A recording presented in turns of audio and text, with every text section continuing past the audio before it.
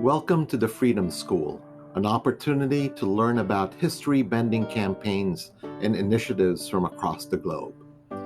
We are inspired by what the Freedom Schools meant during the Civil Rights Movement in the United States, a place for alternative learning for African Americans, a safe space to discover suppressed stories of courage under oppression, the wisdom of culture, and the determination of many to make the impossible seem inevitable.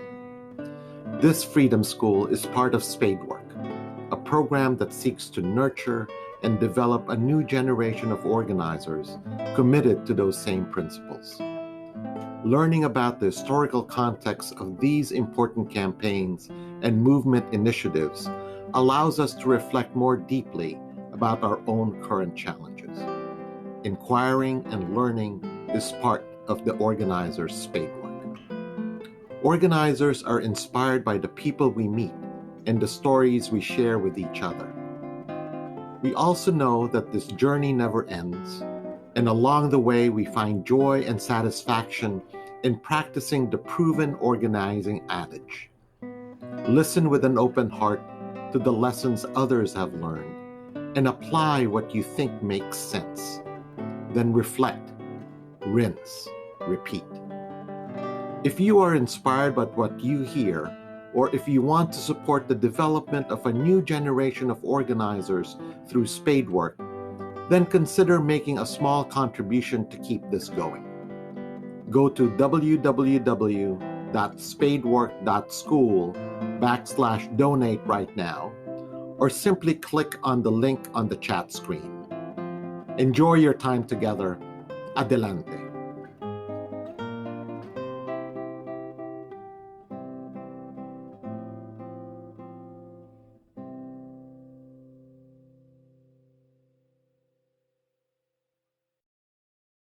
Thank you, Ale and Naira. Gracias, Ale y Naira. Buenos días, buenas tardes, todos. Soy Alex Mohamed. Crecí en Chicago y trabajo como capacitadora, directora de capacitación con Mass Liberation Project, y voy a ser coanfitrión para esta sesión. Con Freedom School hemos lanzado Spadework, que es una capacitación de desarrollo para organizadores en la primera línea, respondiendo al racismo sistémico. Me emociona muchísimo estar aquí en esta conversación y bienvenidos a la Escuela de Libertad. Gracias, Alex. Yo soy tu coanfitrión hoy, soy Larry Solomon. Buenos días, buenas tardes todos. Soy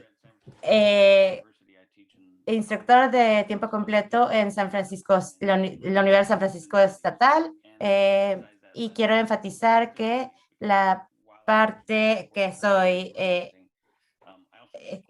que doy instrucción en resistencia, también doy cursos de historia, y la historia es un tema difícil en estudios de raza, pero si habla sobre las historias de resistencia de los movimientos, que no solo como correctiva, sino como inspiración y como un set de lecciones. Sé que han escuchado la introducción de la Escuela de Libertad y de la tradición de derechos civiles, del movimiento de derechos civiles, donde estas instituciones de base comunitaria se crearon para explicar las bases del civismo y entenderlo, pero también entender las estructuras del momento actual. Entonces, me emociona muchísimo que estemos en la sesión 4 de nuestra sesión de 10. Pues esa es Escuela Libertad. Le hemos pedido a nuestros amiguis que compartan sus historias. Algunas de estas historias llevan 5 a 6 décadas. Tenemos a personas y tenemos campañas recientes de hace pocos años que son contemporáneas. Algunas notas de programación. Tenemos un poco de cambio hoy. Vamos a pedirles a nuestros eh, a nuestros participantes. Tenemos un par de cosas que les queremos pedir. La presentación va a ser en español y nosotros nos vamos a estar comunicando en inglés. Otra cosa que vamos a hacer es que vamos a compartir el enlace en el chat. Otra nota de programación, estamos compartiendo en vivo en YouTube. La Escuela de Libertad de Spadework tiene un canal en YouTube. Si quisieras ver las otras 3 sesiones, están ya en el YouTube. En un minuto vamos a presentar a nuestros panelistas y van a ayudarnos para hablar sobre el contexto, lecciones del trabajo que han estado haciendo, que es organizando en Puerto Rico. Estamos dándoles un buen tiempo del tiempo hoy para sus preguntas. Entonces, por favor, les pedimos que pidan la función del chat. Nuestro equipo acá está muy capacitado para mandarnos las preguntas. También vamos a hablar un poco de esto después. Algunos de nuestras personas que van a participar hoy y van a ofrecer algunas de sus reflexiones y preguntas son parte de Spadework. Y luego al final de la sesión vamos a dar un vistazo de lo que viene la próxima semana. Alex, si quieres presentar a nuestros presentadores. Sí, en un momento los presentaré, pero vamos a empezar primero con los videos.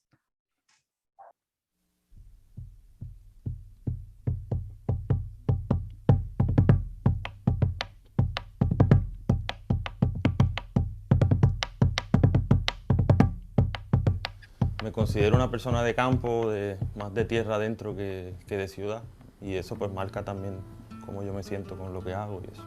Soy nacida y criada en El Bonito, pero también en Calley, así que siempre digo así entre broma que soy ayboyellana, de los dos mundos. En la vida en caserío prácticamente fue mi niñez, y ya cuando estaba entrando la adolescencia, entonces nos mudamos a la urbanización.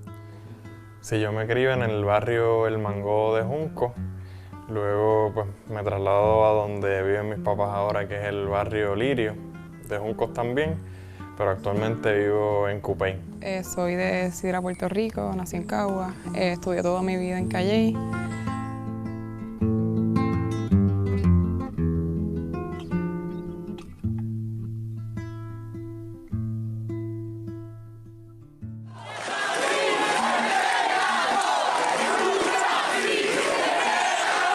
Vemos que un poco cogiste también del por lo menos puras pimientas, sí. Nada, tratamos. Nosotros empezamos a montar, digamos que la huelga del 2010, pues desde el 2009. Teníamos claro que iba a ser necesaria algún tipo de acción contundente contra la administración, dado los cambios estructurales que estaban proponiéndose desde el gobierno. Algunos de nosotros, bien pocos de nosotros, yo diría que entre unos 20 y unos 30, estuvimos bien desde el inicio pensando y estructurando una movilización contra la administración de la universidad. Aquí lo que importa es el trabajo de base, es el trabajo de movilizar realmente a las comunidades y a los pobres de este país. A nivel político, las huelgas me transmitieron una cosa bien clara, que es que si nosotros queremos prevalecer en nuestra gesta de cambio para que Puerto Rico sea distinto y diferente, nosotros tenemos que hacer planes más a largo plazo y trabajar en ellos de una manera sistemática, no esperando que el cambio se dé de manera espontánea o de manera reactiva. Es decir, que de alguna manera ese activismo que hicimos, que pudo haber parecido muy tradicional en mi mente de activista y en mi experiencia de activista, fue algo distinto. Para mí la huelga fue un proyecto de reconexión. Toda la gente que yo conocí, yo personalmente, pero todos los huelguistas conocimos, ¿no? La gente que nos apoyó para que la huelga se mantuviese, desde los que llevaban comida hasta los que hacían vigilancia. Fue un proyecto real, de comuna, si uno lo quiere ver, la primera huelga. y de una especie de movilización social permanente durante la segunda, pero era una gesta concreta. Eso yo lo traduzco a lo que se convierte después en el pensamiento CDP en nosotros, que es este centro que estamos montando, y a cómo visionamos los comedores sociales como un proyecto concreto que nos ayuda a conectar con la gente a nivel social, a nivel político y a nivel económico.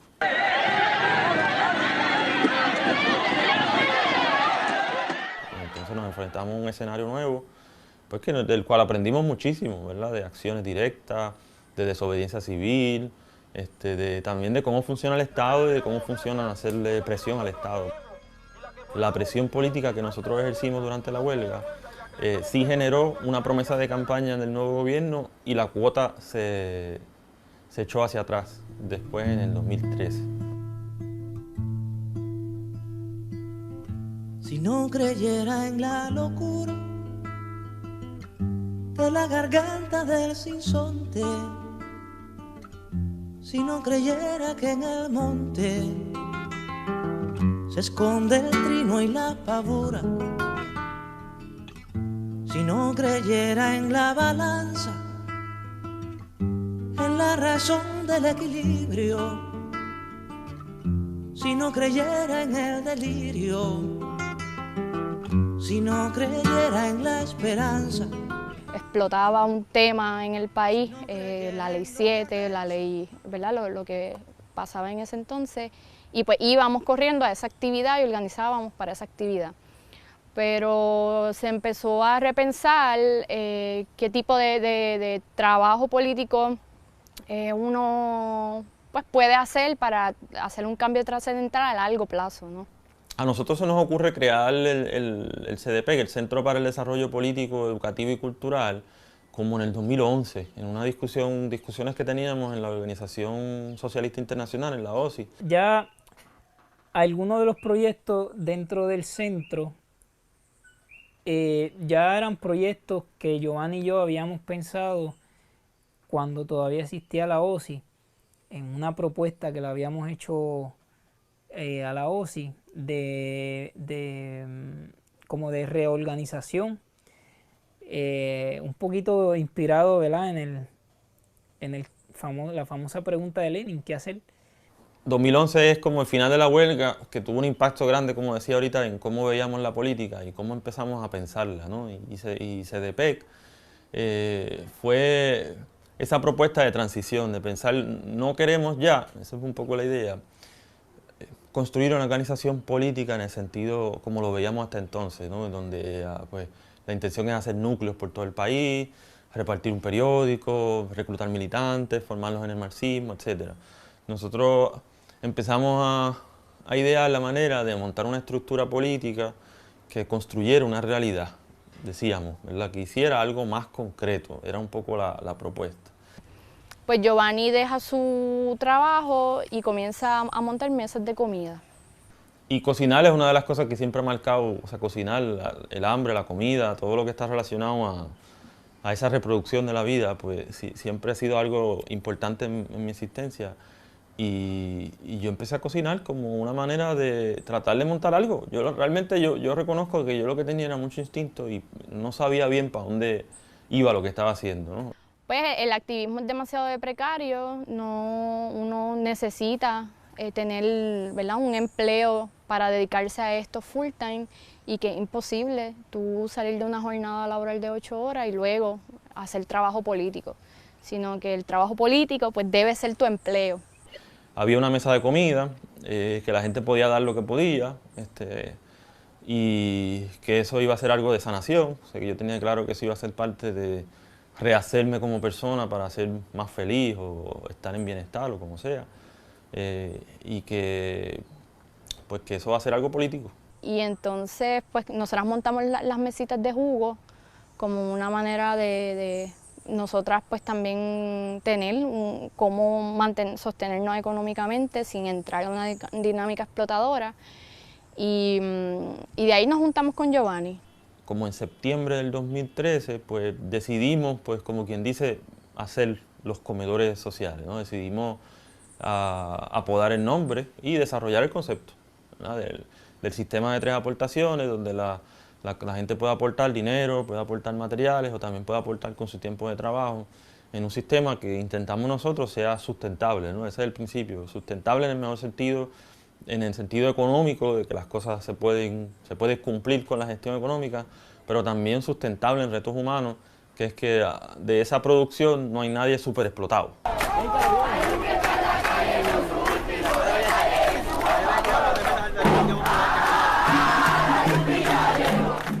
Surge la idea de un comedor huelgario, que al principio pues no tenía nombre, luego en discusiones con Paola y Giovanni, pues me surge la idea de por qué no un comité central de comida, y por ahí va mi participación en la huelga del 2017. Ya desde el Comité Central de Comida, ya en algunos miembros teníamos ya, como dije anteriormente, la perspectiva de que el hambre es una problemática que desborda el recinto, e incluso que va a seguir este huelga. Hubieron estudiantes que de hecho no querían que se acabara la huelga porque donde mejor habían comido en toda su vida universitaria era en esa huelga. Ahí pasamos a vislumbrar la idea de por qué no construir una estructura cerca del huerto semilla, que es el huerto agroecológico de la universidad. El tiempo de la huelga se reduce y surge la idea del vagón. Apaga el celular. ¿Por qué usted no da la cara? Si usted no quiere grabar su cara, está bien, lo entendemos. Si esto no es confrontatorio, ¿por qué usted no da la cara? Mientras todo eso está pasando, el vagón se lo están llevando con una grúa y un truck. Y ahí Joshua vuelve a correr hacia el vagón, se trepa encima del vagón mientras está así. Se les había caído el vagón de lado, sacándolo.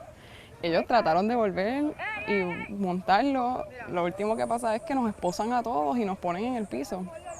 Y estamos allí de 41 horas esperando a que ellos sacaran ese vagón. Un proyecto de comedor universitario que pretende alimentar estudiantes que no tienen los recursos para alimentarse. Y mira, esto es lo que hacen.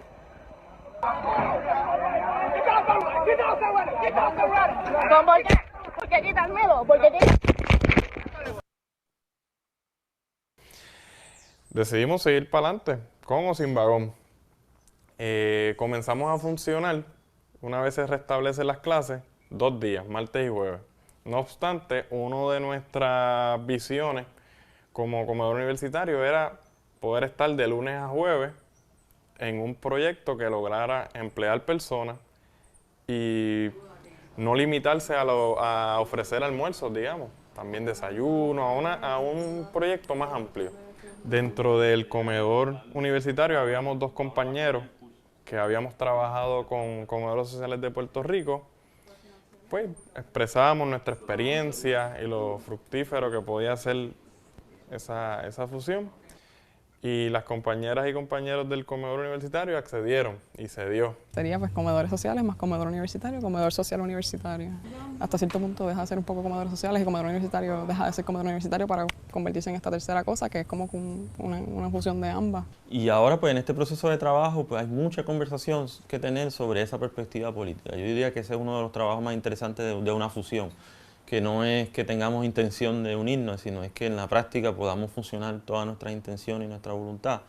Sobre todo en relación a CDPEC, que aquí lo importante es ese objetivo grande, ¿no? de influenciar el cambio político en Puerto Rico. Y esa es la conversación ahora, cómo lo que hacemos juntos en la UPI puede fortalecer un proyecto más grande, más ambicioso, más potente de política en Puerto Rico, que es el objetivo.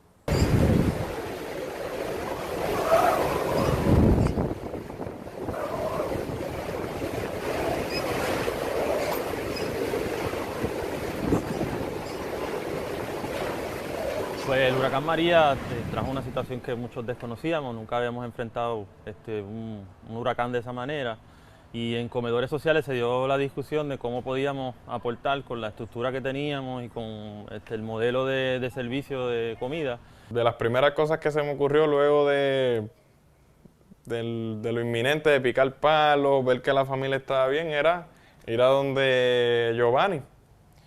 Voy a la casa de Giovanni a ver qué. Mi pregunta es qué es la que hay, qué vamos a hacer. Y da la casualidad que en esos momentos Giovanni y Paola se encontraban hablando de qué hacer también. Empezamos a gestionar junto a otras personas aquí en la zona de Caguas un comedor comunitario dentro de un espacio que empezamos a nombrar Centro de Apoyo Mutuo, con la idea de que la única necesidad que atendiéramos no solamente fuese la alimentación, sino que trabajáramos otros aspectos que la gente necesitaba, sobre todo en el principio de la emergencia. Un comedor comunitario, ahora comedor popular, y fue otra experiencia, dentro de otro contexto, un contexto en el que Puerto Rico no había conocido, a cocinar para 200, 300 personas diariamente de almuerzo y de desayuno 100 a 200 personas. Nos estamos adiestrando con un proyecto que se llama Salud y Acupuntura para el Pueblo. Lo propuso José Santini, lo trajo José Santini, vinculado con esa tradición de lucha en Nueva York, de nuestro exilio boricua y afro-norteamericano. Y trabajamos un protocolo, que es una combinación de agujas, de puntos, que se llama NADA. ¿Por qué la oreja? Porque la oreja nuestra es un mapa de nuestro organismo.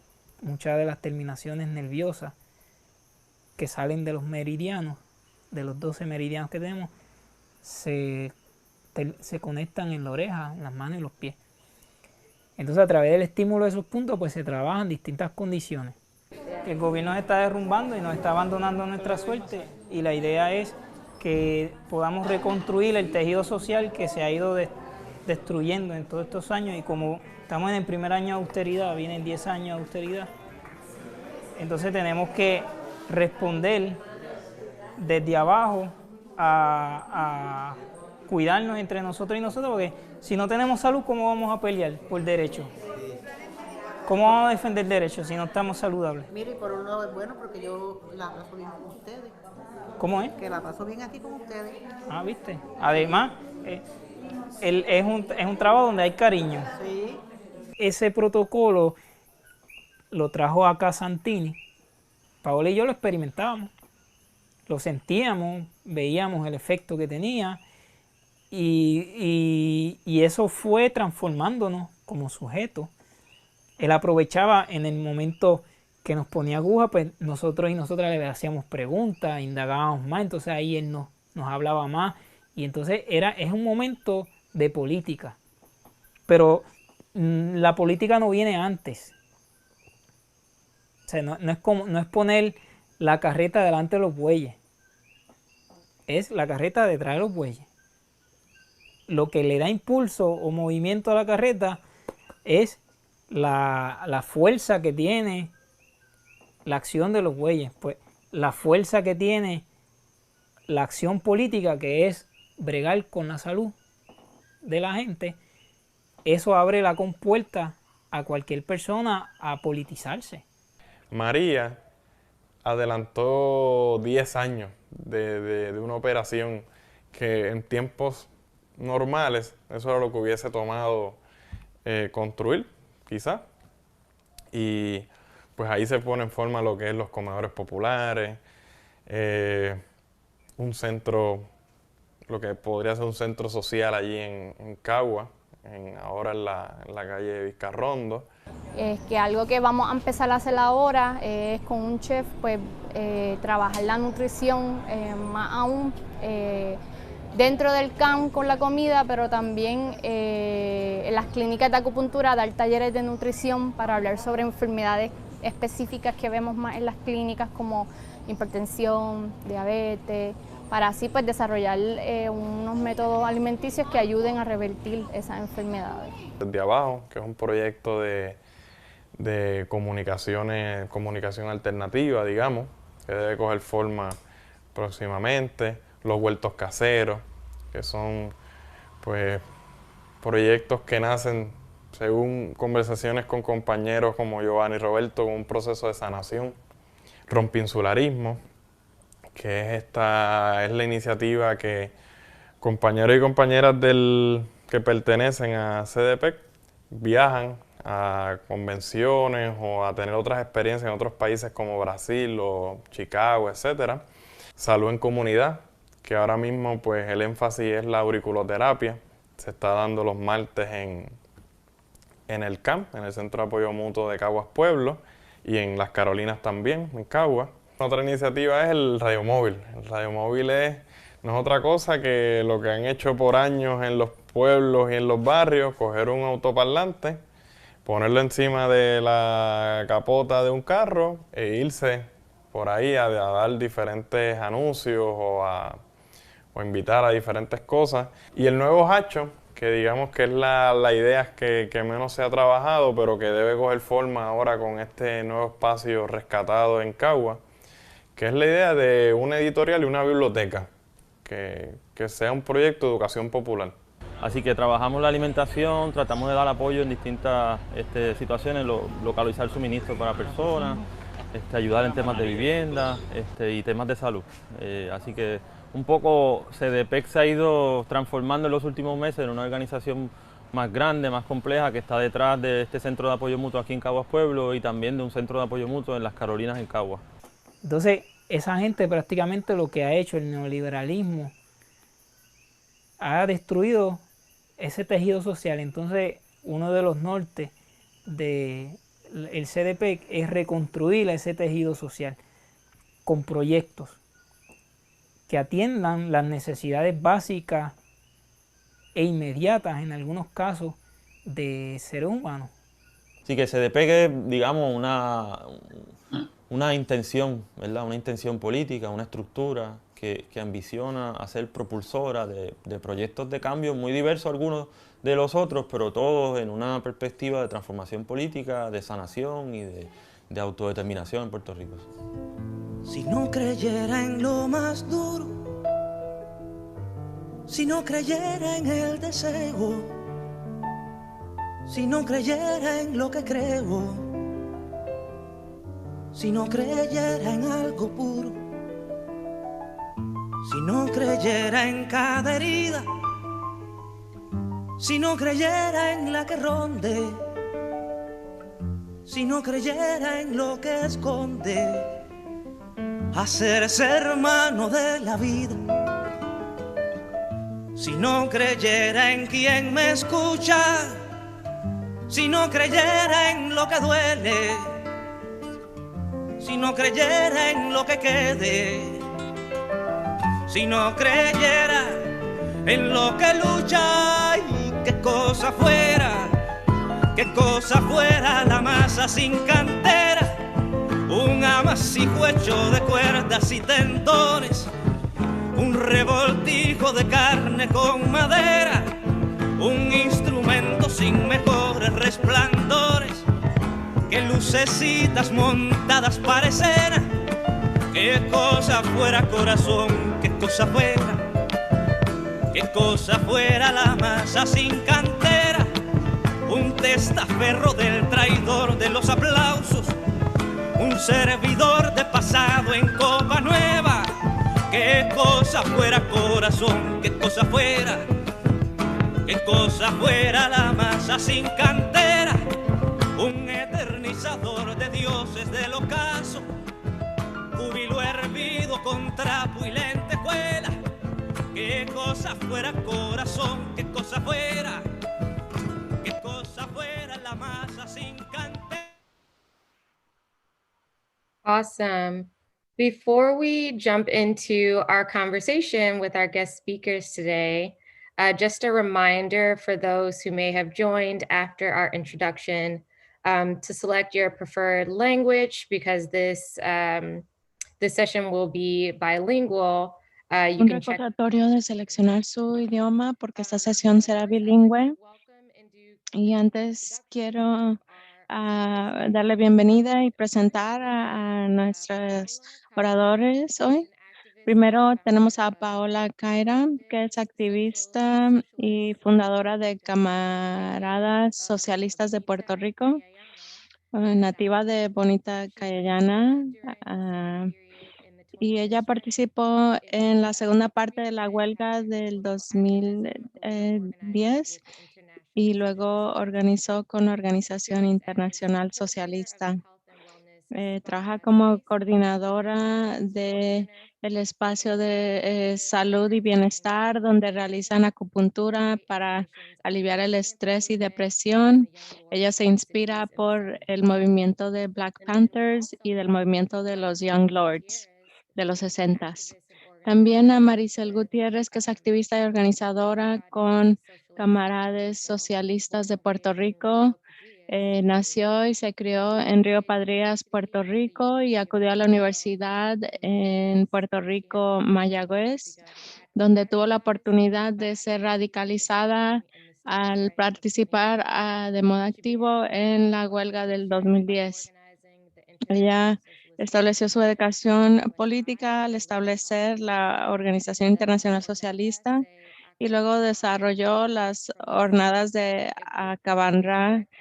La jornada se acabaron las promesas para rendir cuentas con los que eran responsables por la crisis de la isla. Luego organizó el Centro de Apoyo Camus en Río Piedra y actualmente trabaja en el Centro de Apoyo Mutuo de Caguas para los Camaradas Socialistas de Puerto Rico. Gracias a ambas por acompañarnos hoy. ¿De dónde se conectan y pueden hablar de lo que están haciendo ahora? Saludos. Gracias a todas las personas que están con nosotras hoy. Discúlpanos por la hora, hubo un error en la comunicación. Entendíamos que era las 2 de la tarde que empezaban, no la 1 de la hora de acá. Pero agradecida y qué bueno que disfrutaron el documental. Estamos aquí en el Centro de Apoyo Mutuo ahora mismo con mi compañera Paola. Y ready para empezar la presentación. Sí, si quieren proyectarla ahí o si ya la tienen, supongo. Queremos hablar un poco de lo que es Puerto Rico, ¿verdad? Puerto Rico es una isla, ¿verdad? Un archipiélago, porque son 3 islas municipales, ¿verdad? En el Caribe. Y pues hemos sido colonia desde 1898 de Estados Unidos, en donde se movió Puerto Rico de ser colonia española a ser colonia estadounidense, ¿verdad? Y como posición clave en el Caribe, hemos servido principalmente para, ¿verdad? Como un espacio para experimentar economías con la salud, ¿verdad? Hemos sido como colonia personas consideradas inferiores en ese sentido, y el proyecto estadounidense hacia Puerto Rico hasta el día de hoy pues ha venido principalmente trabajando como un paraíso fiscal, un tax haven, se dicen en inglés, donde aquí, por ejemplo, el 80% de la comida se importa, aunque tenemos muchos terrenos agrícolas, y mucho de lo que se cosecha se va para afuera, no para el país. Nuestra economía principalmente ronda alrededor del servicio y el turismo. Y en estos últimos, ¿verdad? Cuando ya el estado de benefactor se ha ido deteriorando con el neoliberalismo, nos ha quedado principalmente un Puerto Rico que lo que se busca es vaciarlo de puertorriqueños, ¿verdad? De personas nacidas acá.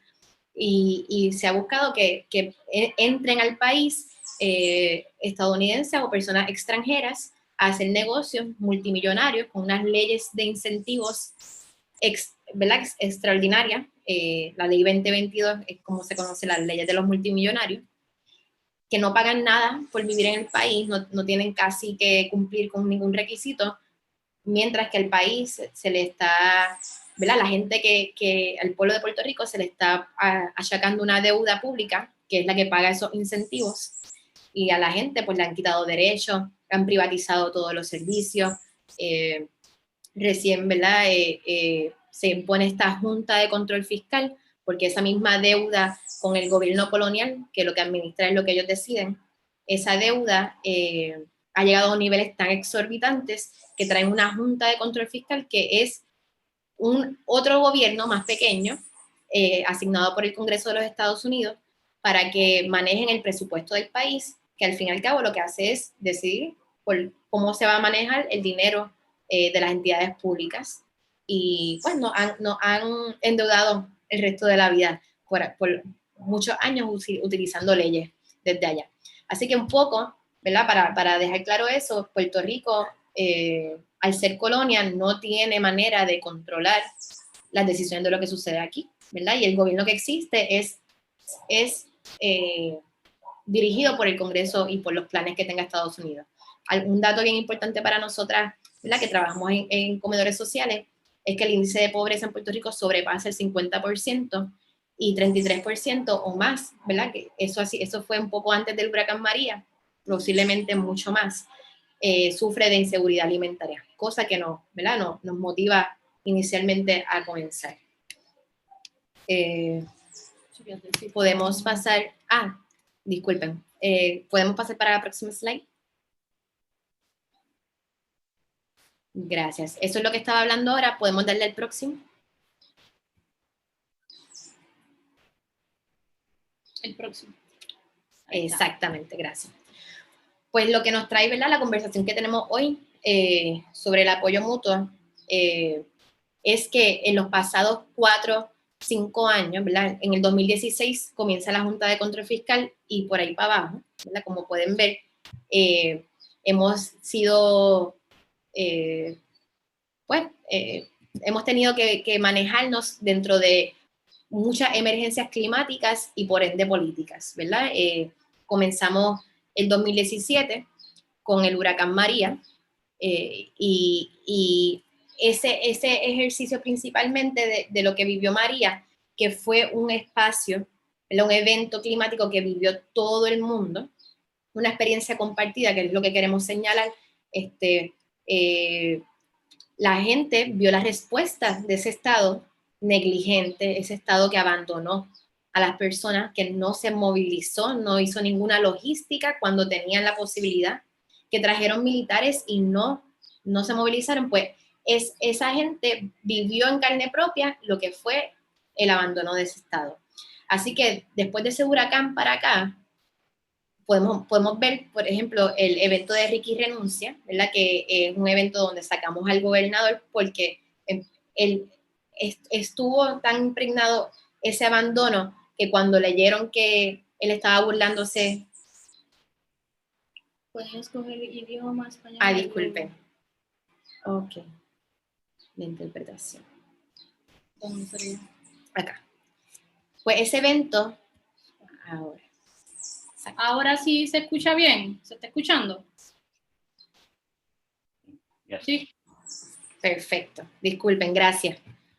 Pues ese evento demuestra el descontento. Luego el terremoto, la gente no confiaba en ese suministro, así que se movió la gente a los lugares afectados por los terremotos a llevar su suministro, y luego tuvimos la pandemia. Así que un poco la invitación es a reflexionar sobre cómo cuando una población entera vive un mismo momento, un evento, y tienen esa experiencia compartida de negligencia, como nosotras podemos posicionarnos en las acciones que tomemos, si las hacemos a través de redes y nos coordinamos con la gente que conocemos para responder y hacer una diferencia que fuera distinta a lo que el gobierno hizo. Y de ahí un poco, ¿verdad?, nace la idea del apoyo mutuo.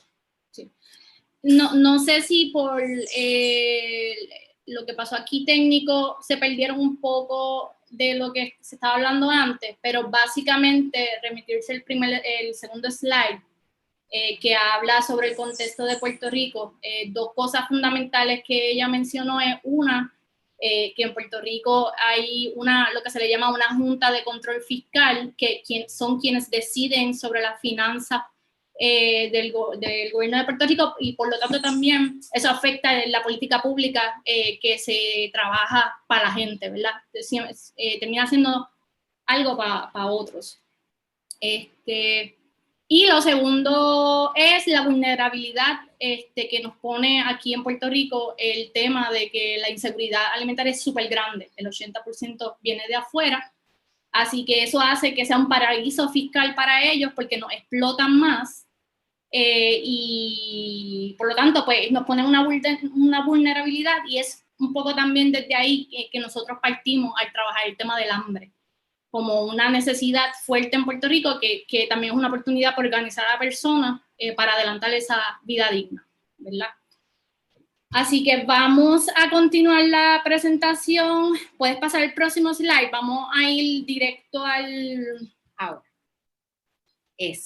cómo surge Comedores Sociales. Fue chévere que pudieran ver los 21 minutos de documental, un resumen amplio de los pensamientos y las reflexiones que nos han llevado hasta aquí. Se escucha bien, ¿verdad?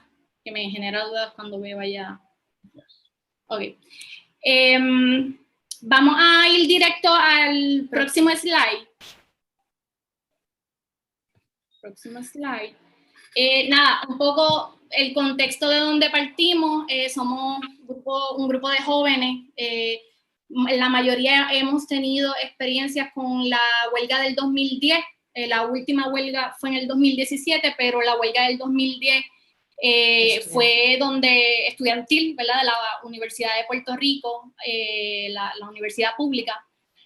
Fue un contexto bien importante porque en ese momento se estaba debatiendo, como, ¿verdad? Todavía se sigue debatiendo el aumento de la matrícula, y en ese momento también el implementar una cuota que hacía que saliera más cara la matrícula, $800 extra.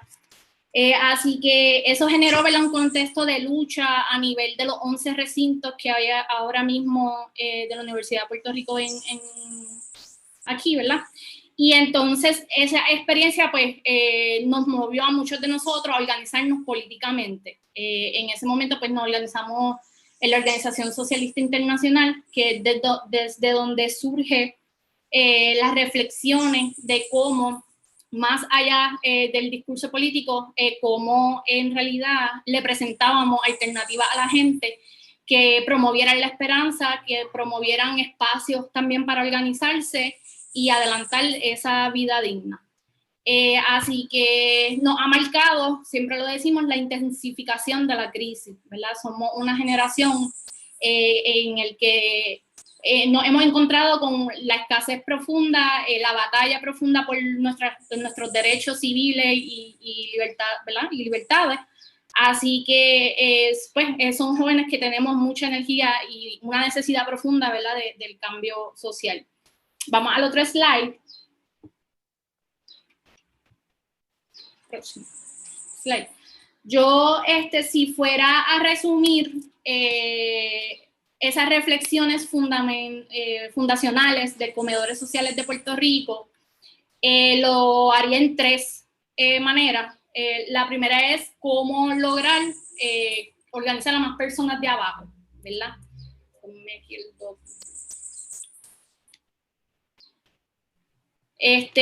Para nosotros, pues después de tantos años haciendo política del conflicto, como le decíamos en la OSI, el estar organizando unas demandas específicas y confrontar el Estado para que cumpliese, pues estuvimos también en la reflexión de cómo ese orden de prioridades políticas, ese orden de cómo hacíamos política en ese momento, orbitaba más en vez de la política del conflicto a una política de la vida diaria, ¿no? De qué es lo que nos pasa en el día a día y cómo desde ahí se organiza también las relaciones humanas.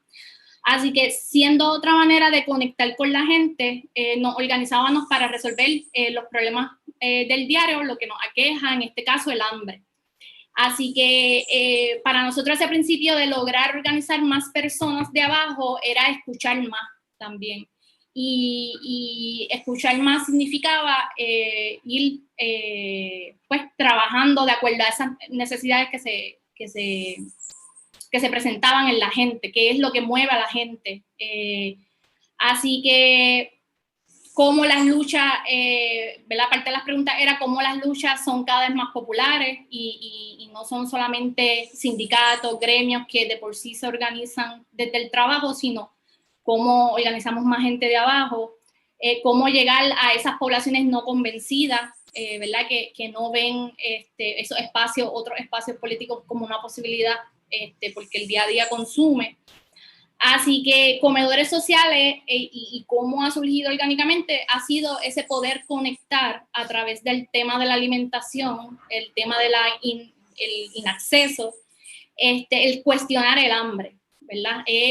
Esa otra manera de decir por qué existe el hambre, cuáles son las estructuras que sostienen el hambre, ¿verdad? La desigualdad social, el patriarcado, el racismo, ¿verdad? Esas intersecciones. Así que ese aprendizaje muy importante que hemos ido teniendo en la marcha y ha hecho que ¿verdad? Conectemos con mucha gente. Otra reflexión fundacional y ¿verdad? Aprendizaje ha sido el tema del activismo, que es precario. O sea, la OSI como organización política siempre operaba con presupuesto cero, como la mayoría de las organizaciones, ¿verdad? Que estamos a pulmón todo el tiempo. Pero en ese momento, pues, no teníamos una estructura económica que le permitiera recaudar y hacer sustentables los trabajos de difusión política, mucho menos podía dar un estipendio a los organizadores o sostener, ¿verdad?, la vida material de los organizadores y las organizadoras. Así que la formación de este proyecto ha estado atada a crear una economía.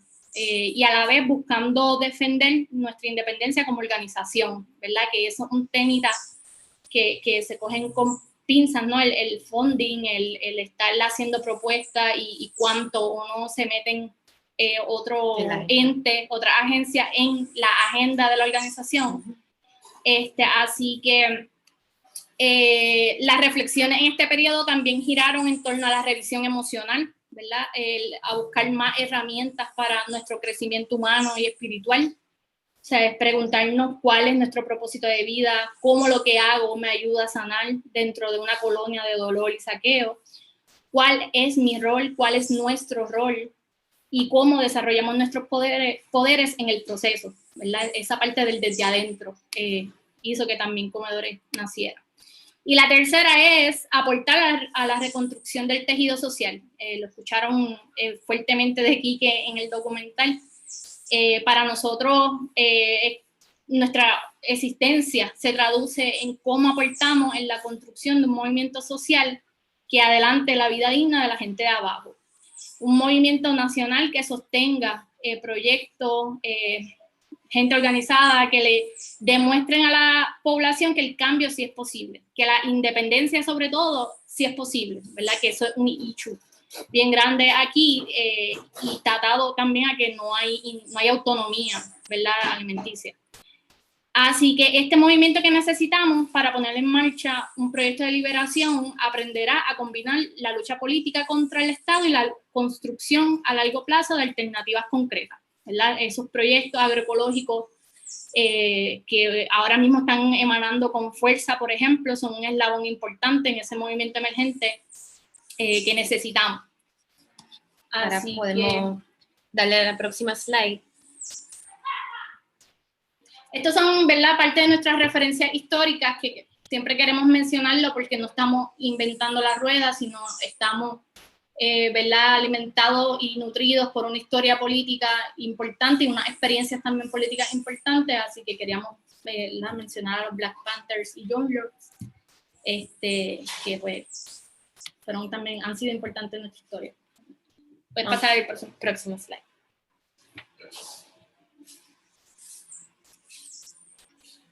Próximo. Gracias.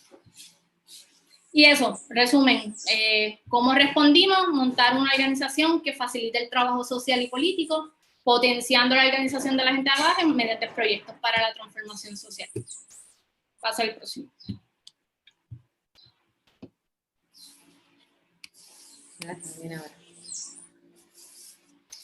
Sí, eso, ¿verdad? No quisiera coger mucho tiempo, pero era solamente mencionar los proyectos que lo vieron también en el documental. Si quieres, pásalo ahí. Está el Centro de Apoyo Mutuo, eso nació luego del huracán María, el Comedor Social Universitario, que se lleva operando desde el 2013, con ese proyecto fue que empezamos.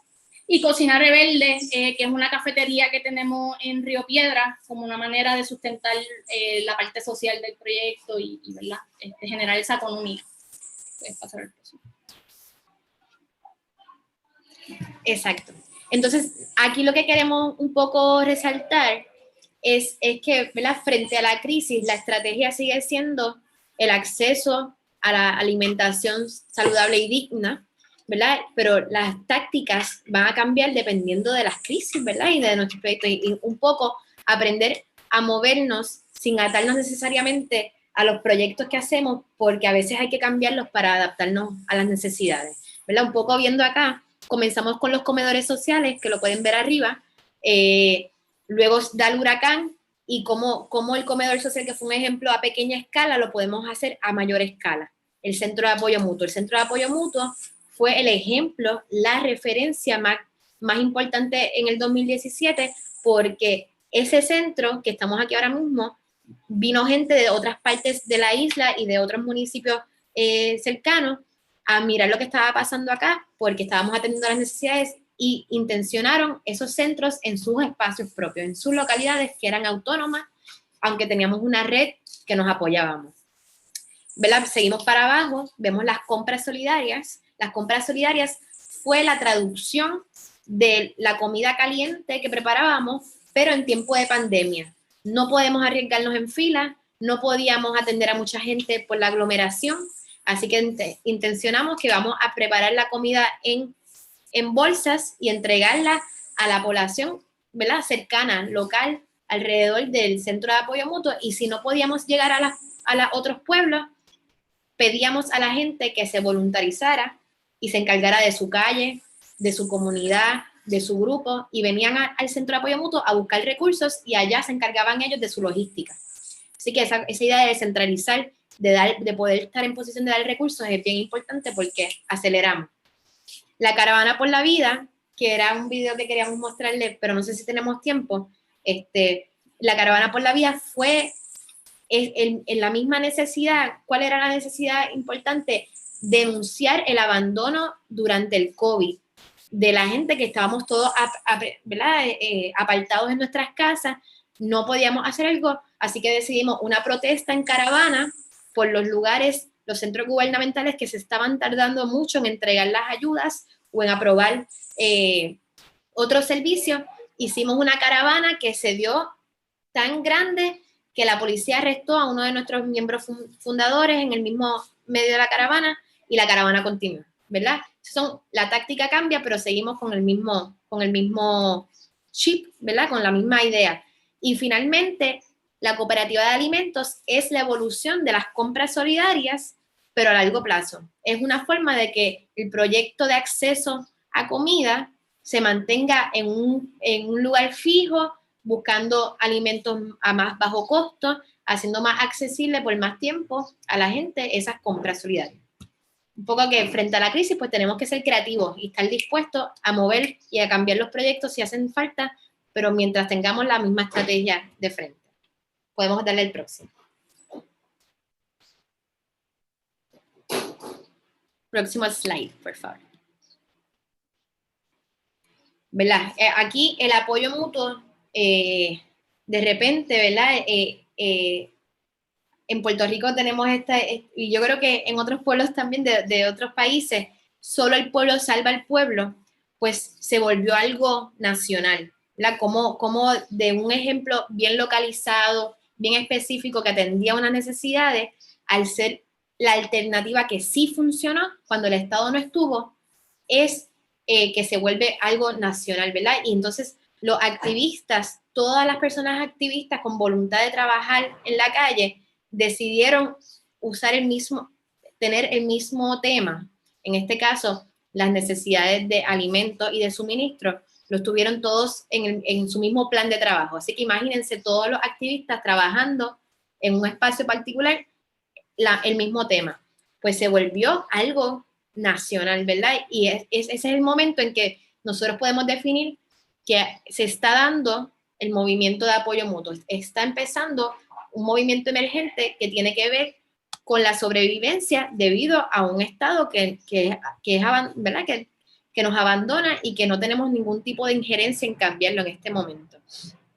Algo bien importante de esta cuestión nacional fue que nuestra diáspora, ¿verdad? Toda la población puertorriqueña vinculada a la isla que estuvo desconectada por el huracán a nivel de comunicación, logró de alguna forma, ¿verdad? Logramos tocar base con ellos y fue sumamente importante. Sin ella, de verdad, no hubiésemos podido adelantar los proyectos que hicimos en ese momento de María, gracias a que ellos se encargaban de recolectar dinero, recolectar suministros, enviarlo, meter gente en aviones para que los trajeran en sus maletas, realmente fue una experiencia que después de ahí te digo que nuestra relación con la diáspora ha sido intensificada y somos súper agradecidas y tenemos una buena coordinación real. Y una reflexión en esta idea, ¿verdad? De la cuestión nacional es que, ¿verdad? En Puerto Rico se vio bien dramáticamente esos 4 años intensos de desastres climáticos y desastres políticos. Pero yo, ¿verdad? Y eso lo hemos discutido nosotras, pensamos que la crisis que vivimos es una crisis permanente, que el Estado, ¿verdad? El capitalismo y el mundo que conocemos se está derrumbando de alguna forma y que en esas grietas es que tenemos que meternos y construir alternativas que sean materiales, ¿verdad? Que satisfagan las necesidades de la gente, que es lo primero, contribuir a que la gente coma bien, sane emocionalmente y físicamente, tengan techo, siembren, buscar que nuestra vida sea digna realmente, porque esta es nuestra forma de sobrevivencia, es la forma que podemos practicar en el ahora, lo que es imaginar un futuro saludable y digno. Y por eso es que pensamos que en todo el mundo hay que prepararnos, no solamente aquí en Puerto Rico, para lo que viene, ¿verdad? Con este capitalismo rampante y con el capitalismo del desastre que lo que ha hecho es empujar esas medidas de privatización y neoliberalismo más fuertes que nunca. Así que por el lado de nosotras prepararnos y sobrevivir, hace falta que, ¿verdad? Que no tengamos presente el apoyo mutuo como una estrategia internacional, ¿verdad? De sostener a la gente de abajo. Importante. Si quieres, puedes darle para el frente. Próximo slide.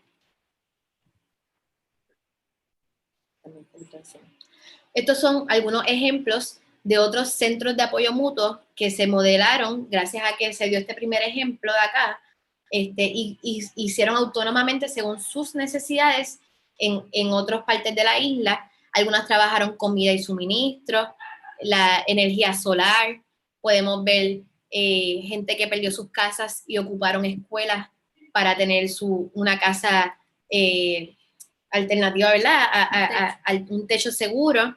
Gente que perdieron sus tierras y sus siembras y se juntaron a sembrar juntas, educación para sus niños y niñas que estaban con escuelas cerradas, con esto, se educaron madres para ser maestras y padres, y la sanación en general de la población, ¿verdad? Nosotros trabajamos la acupuntura y el desde adentro, el de cómo, ¿verdad? Cómo nos vamos transformando como personas para ser cada vez estar más preparadas y más preparados para, ¿verdad? Para lo que venga y con mucho amor y con mucho respeto a la dignidad de las personas.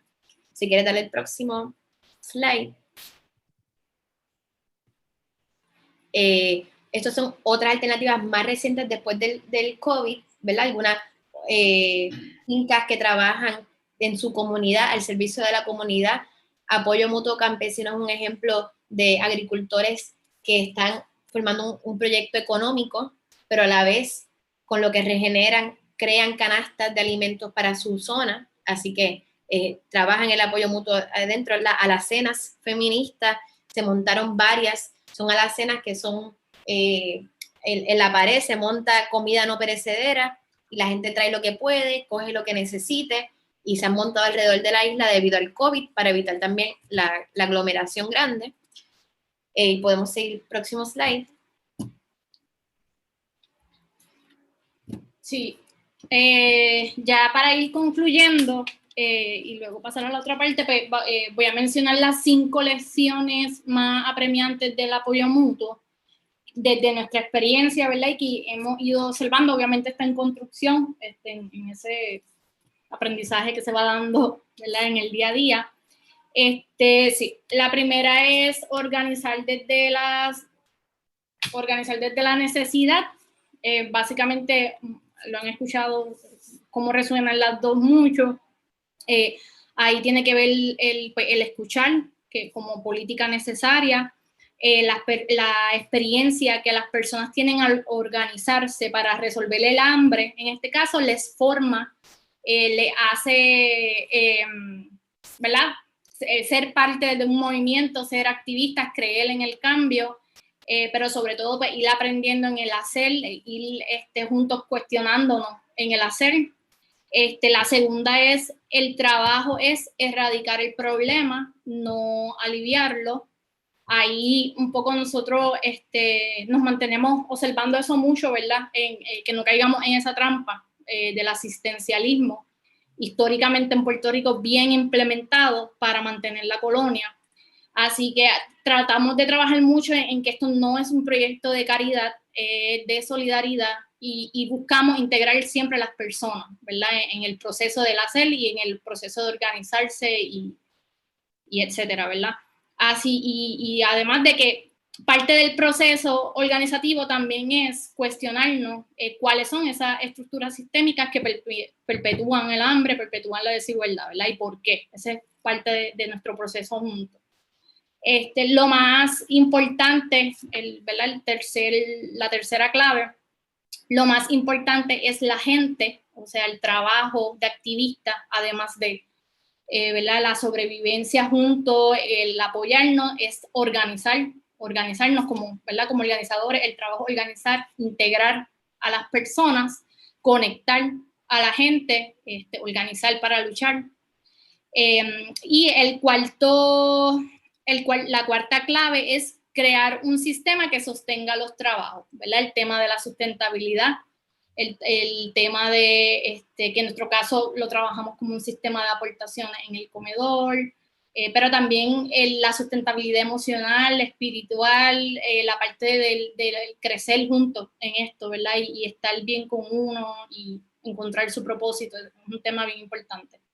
Y la última es lo que hacemos nos cambia, que es el desde adentro, ¿verdad? El tema de la sanación, el tema de, ¿verdad? El apoyo mutuo como consigna es importante porque vivimos también en una cultura individualista y que promueve el individualismo, y el apoyo mutuo nos junta, nos pone a pensar en colectivo, nos pone a plantearnos metas juntos, y esa es una parte importante de ese valor del apoyo mutuo y el tema pues como tal de la sanación y de ¿verdad? Juntos crecer, vamos, en resumen. ¿Vas a leer la cita? Sí, yo puse una cita ahí en la presentación, que me gusta mucho, es de Galeano, y resumo bastante lo que quiero decir con lo que hacemos nos cambia. Y es la frase que él dice: al fin y al cabo, somos lo que hacemos para cambiar lo que somos. La identidad no es una pieza de museo, quietecita en la vitrina, sino la siempre asombrosa síntesis de las contradicciones nuestras de cada día. Así que seguimos. Con eso concluimos, y agradecidas, y disculpen nuevamente por la tardanza, pero espero que tengamos el tiempo para contestar todas las preguntas y hacer la reflexión.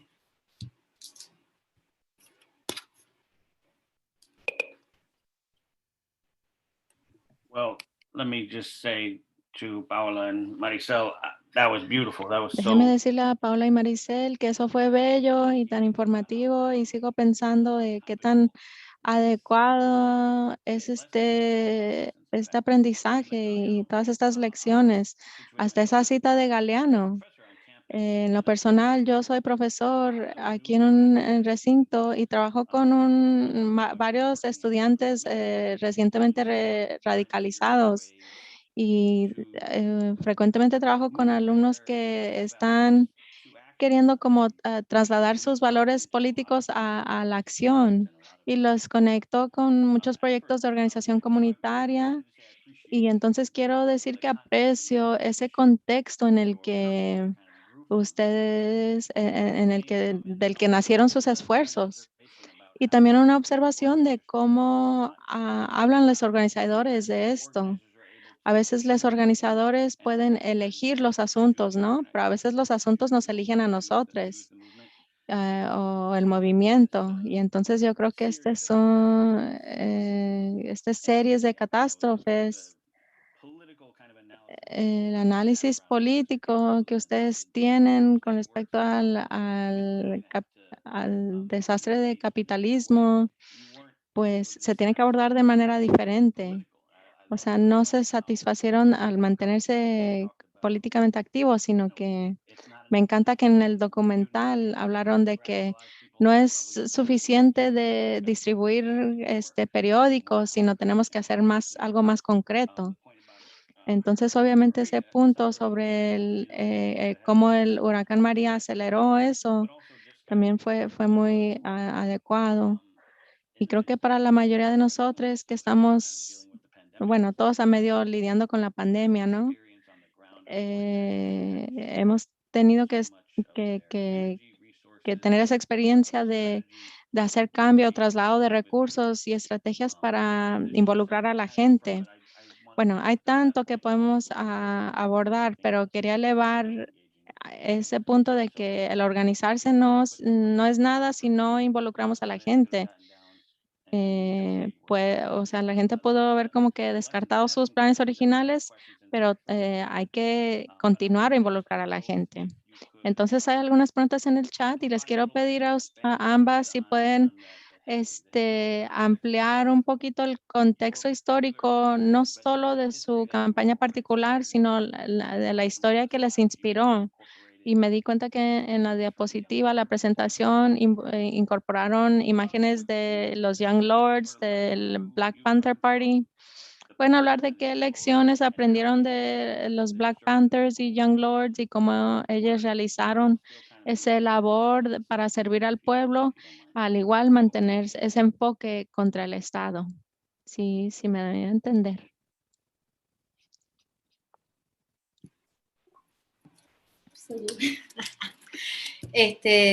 Sí, para nosotras los Black Panthers fueron, ¿verdad? Un ejemplo bien importante porque como minoría en aquel momento, ¿verdad?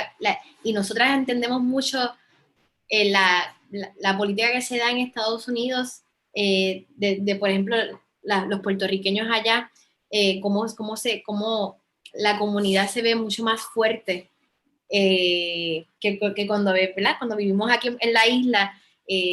Entendemos que la forma de relacionarse es mucho más apegada, mucho más, ¿verdad?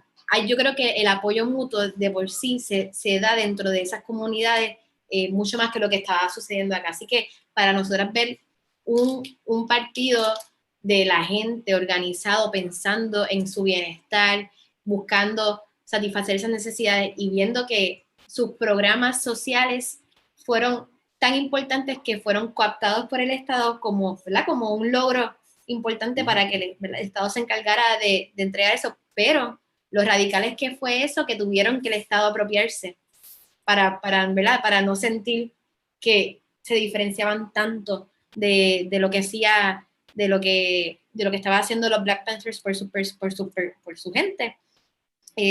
Pues para nosotras fue un ancla bien importante de motivación de cómo vemos que hay que construir algo alterno a lo que existe en el país, sabiendo que no tenemos esa injerencia política y que ese gobierno no es para la gente. El gobierno que tenemos en Puerto Rico no es para la gente, no es una alternativa real ahora mismo.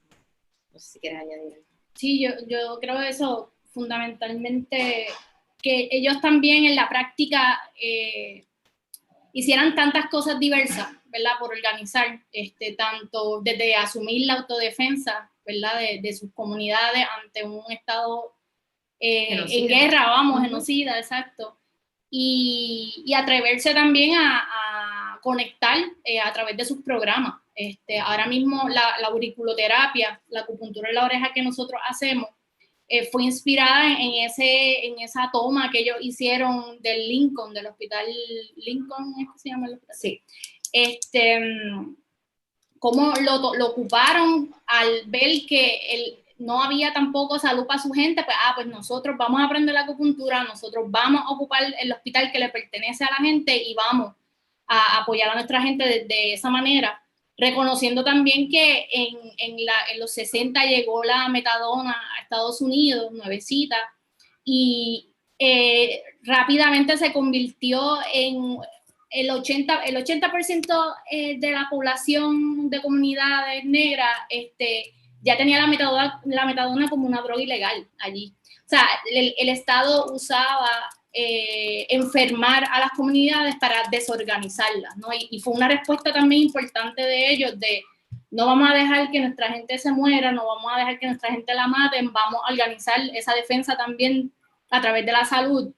Y lo cuento y se me paran los pelos porque es así, tú sabes, es una cuestión de que estamos en guerra, ¿me entiendes? Y pues eso por una parte, esa habilidad de poder,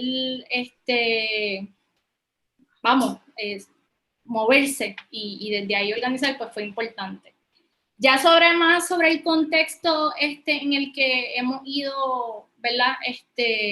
Teniendo por acá y que nos ha movido, ¿verdad? O sea, Puerto Rico en general ha sido un contexto difícil dentro, ¿verdad? En cómo opera el coloniaje aquí a nivel económico, a nivel psicológico, y hace un reto importante de cómo se alimenta el puertorriqueño de la esperanza y de ver que las cosas pueden ser distintas, ¿no? Yo creo que el contexto del 2009-2010 fue bien importante. Para ese momento estaba gobernando el Partido Conservador de aquí, el PNP, Partido Nuevo Progresista, con Fortuño. Todos conservadores. Y él ya llevaba desde el 2009-2008 con la Ley 7, que despidió a 50,000 trabajadores públicos. Y además de que, ¿verdad? Este partido conservador siempre ha tenido la agenda, sobre todo con el historial de Rosselló, por eso el último gobernador que sacamos fue una victoria bien importante porque es una memoria histórica de trauma que se tuvo con su padre cuando fue gobernador y quien fue que comenzó las privatizaciones de la energía eléctrica, del sistema de salud. Él trajo ese neoliberalismo de privatización bien fuerte, ¿no? Y eso lo vivió mucha gente, la huelga del pueblo en el 98 cuando privatizaron la telefónica. Privatizaron la telefónica, eso fue bien sangriento. Así que hay como, ¿verdad? Esa agenda de este partido conservador que siempre, y por eso la huelga del 2010 fue bien fuerte y importante, siempre ha estado detrás de privatizar la universidad pública de Puerto Rico. Y es la batalla de hoy en día. Por la huelga del 2017 ha sido por lo mismo, y van a seguir habiendo huelgas para batallar esa posible privatización, que no lo vamos a permitir, obviamente. Pero ese contexto de organización fue bien importante y de aprendizaje para que la OSI dejara de ser la OSI y transformara su forma de hacer política a una más de organización de la vida cotidiana. Y creo que ese espacio de organización y de comuna, como lo dice el documental, fue algo bien aleccionador y no sé, hay muchas cosas ahí, pero eso nos mueve mucho, ¿verdad? El tema de privatización y de la autonomía de la tierra.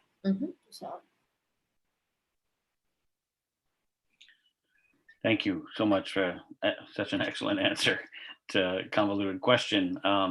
Gracias por esa respuesta tan excelente. Y ahora le quiero dar la palabra a Alex. Tenemos muchas preguntas en el chat. Y aquí mi copresentadora tiene reflexiones también.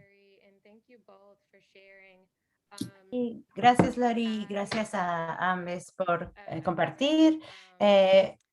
Me resuena mucho con lo que han compartido, me hace pensar más recientemente que muchas de las organizaciones con las que trabajamos y apoyamos con Mass Liberation Project, primeramente estamos enfocados en encarcelamiento y con la pandemia, con los cierres, de mucha gente que ya está en mucha necesidad, en crisis, todo se incrementa, teníamos gente que moría en las cárceles sin acceso a recursos, personas que no necesitaban estar en la cárcel, y muchos de los grupos que apoyamos cambiaron al apoyo mutuo por primera vez y ahorita están en proceso de ver cómo continuar construyéndolo y cómo mantenerlo como parte importante del trabajo que están haciendo y obviamente Eso like viene con muchos retos, ¿verdad? Y como Larry dice, tenemos muchas preguntas y una pregunta que yo también tengo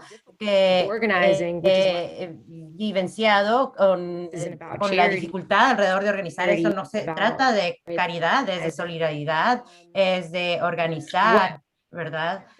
Pero the challenges and also ¿qué how have you han sido navigated algunos de los people retos y from cómo los han navegado cambiar volunteer la a vista deeper de fold cómo recibir member servicio voluntariar hacia and some of the algo questions más too, profundo con organización, ¿no? Y al igual que como el lenguaje, hay una pregunta que dice, ¿qué tiene que ver la politización o cómo se ve la politización de empoderamiento con comunidades con baja educación o limitada, pero cómo toman oportunidad para crear un cambio colectivo?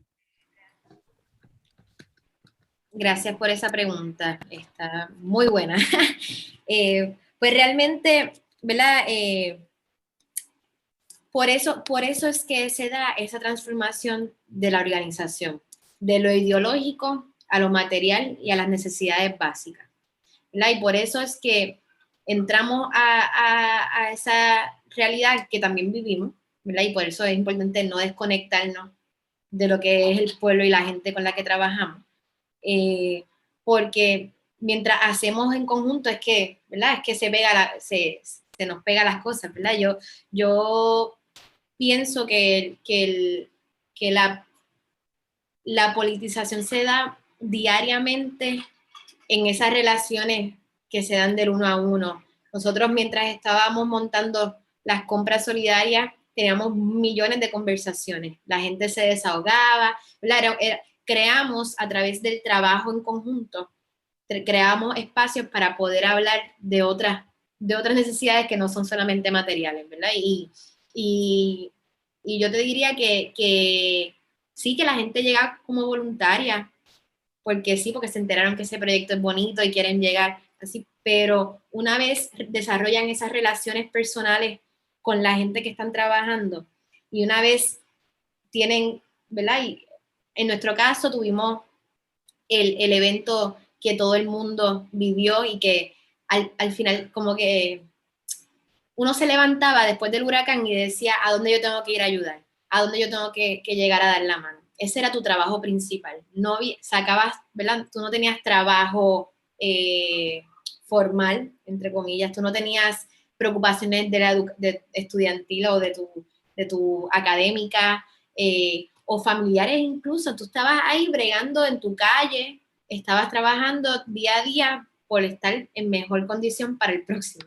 Así que yo creo que si transformamos el activismo ideológico, ¿verdad? Y pensamos que vamos a llegar a la gente solamente con las ideas y lo vemos al revés, vemos que a través de cosas visuales, cosas físicas que podemos hacer entre muchas y muchas personas, vemos que esas dinámicas,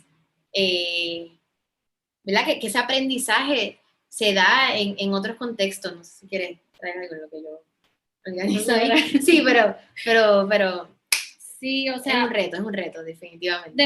Tratando de rescatar más o menos así lo que entendí, sobre todo la pregunta, ¿cómo se ve la politización de la gente con uso baja educación? No sé muy bien a qué se quiere referir con eso, pero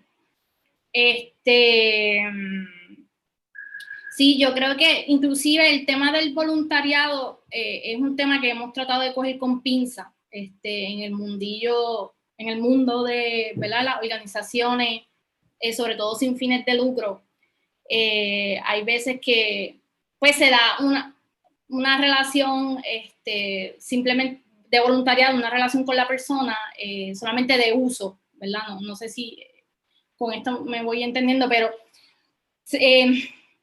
se usa un poco a la persona para que cubra una necesidad de recurso humano de la organización y no necesariamente como un miembro activo, una persona exacto, activa. como una persona que participa de decisiones, que participa del hacer y montar y coordinar, y para mí como que a veces yo tengo issues con la palabra voluntariado por eso, porque el lenguaje es importante y el lenguaje construye una realidad también.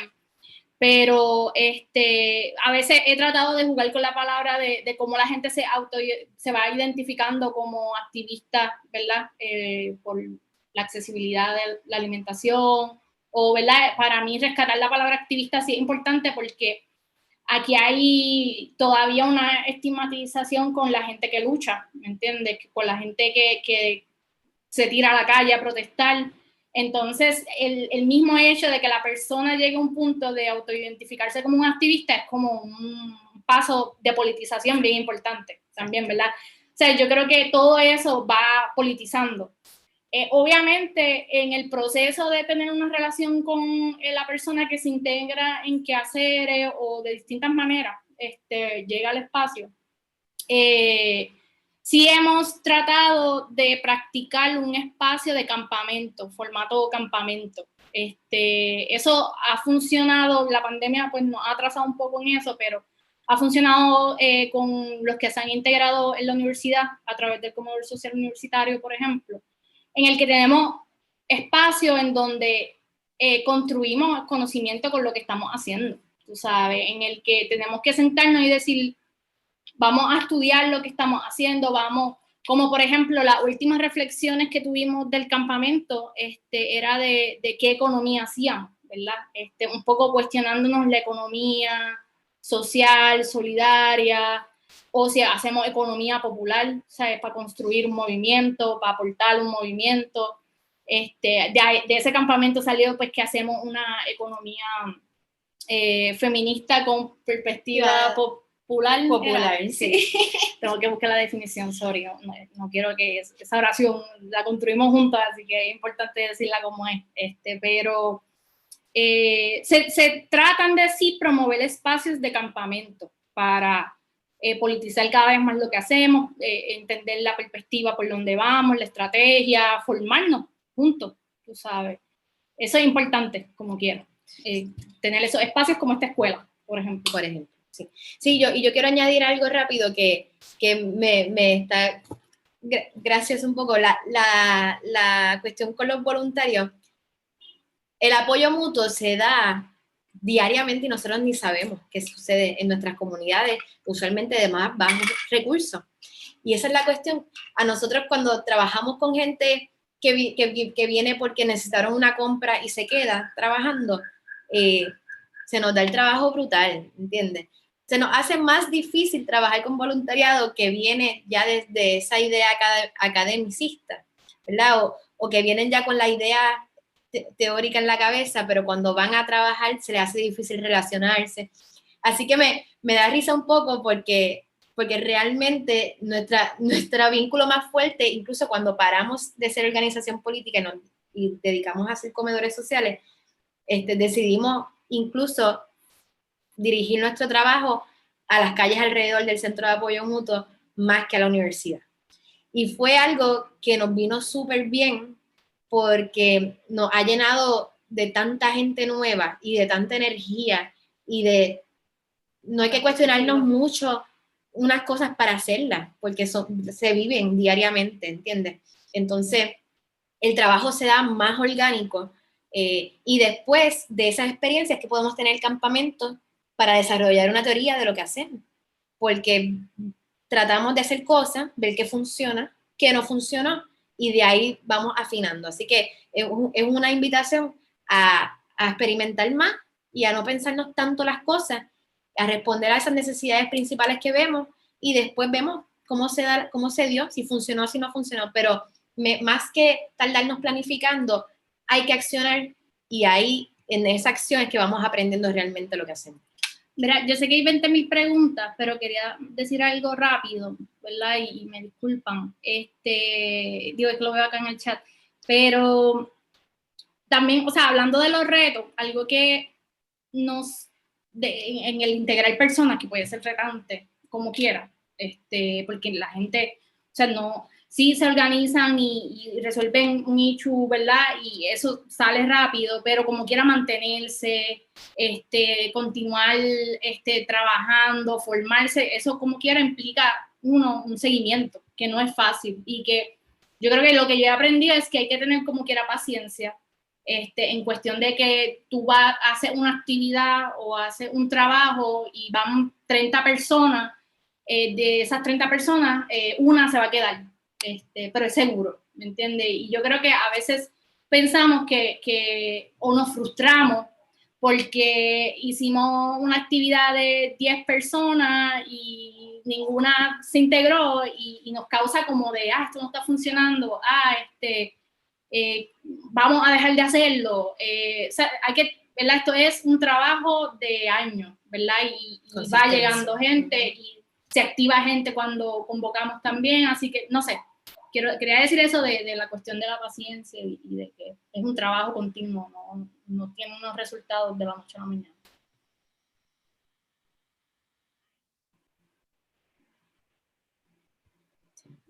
Thank you so much, both of you all, for sharing. Muchas gracias a ambos por compartir. Se lo voy a pasar a Larry. Creo que tenemos tiempo para una o dos más preguntas del chat. Sí, quería agradecerles de nuevo, reconocer que tenemos muchas preguntas increíbles a las cuales no vamos a tener tiempo de abordar, pero queremos tener tiempo para quienes van a responder. Pero tengo una pregunta sobre de uno de esos respondientes, que es sobre la vivienda. ¿Cómo afecta la vivienda? Es una pregunta de aquí a alguien de Oakland, donde las personas, el homelessness es una cuestión que la comunidad se enfrenta y se ha visto más con la pandemia. Hay muchas cosas en cuanto a comida y acceso al cuidado médico, pero estoy menos familiarizada en cuanto a recursos para personas sin vivienda. Si nos pueden comentar un poco de cómo ustedes han navegado esta cuestión. Pues realmente... Sorry. No, don't worry. Realmente la vivienda sí es un issue bien grande en Puerto Rico también. Hay mucha gente sin hogar en la calle. En el proyecto que yo trabajé durante el huracán en el 2017 fue La Olla Común. Teníamos una gran población de personas sin vivienda que su salud, ¿verdad? Su salud se veía comprometida 1000 veces más, ¿verdad? Y parte de lo que se estaba hablando y que, ¿verdad? El Centro de Apoyo Mutuo, un ejemplo de esto, era la ocupación de espacio, ¿verdad? La ocupación, en Puerto Rico hay tanto espacio vacío, ¿verdad? Casas abandonadas, edificios de gobierno abandonados, que ¿verdad? Cuando decimos ocupar terreno es métete a donde sea que haga falta si lo necesitas, ¿verdad? Y ese trabajo, ¿verdad? Aquí en Caguas hay un grupo que trabaja mucho el rescate de espacios en desuso, lo ha convertido en huertos, lo han convertido en vivienda también, en centros culturales, en galerías. Así que eso se está dando aquí en el país y también ha habido un grupo de abogados que se están dedicando principalmente a lograr que la gente que entra a una casa por necesidad y, ¿verdad? Y la casa no tiene propietario en el momento, hay algo de herencia envuelto o una persona que murió hace muchos años y aún no tiene título, pues buscan la forma de darle o un título de uso, un título de propiedad o simplemente, ¿verdad? Y lo que hacemos aquí en el Centro de Apoyo Mutuo es que construimos una comunidad alrededor de esos espacios que esté dispuesta a defenderlo, que lo vea necesario para su bienestar, que esos proyectos o esas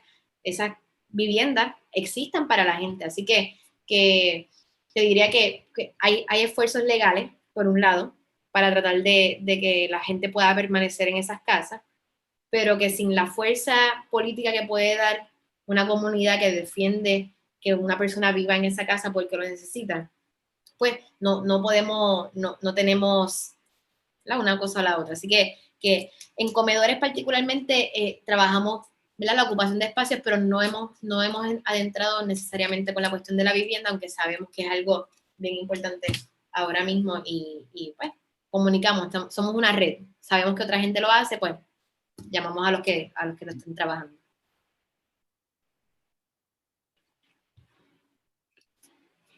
Thank you for that. Muchas gracias por eso. Alex, ¿quieres presentar a nuestros respondentes?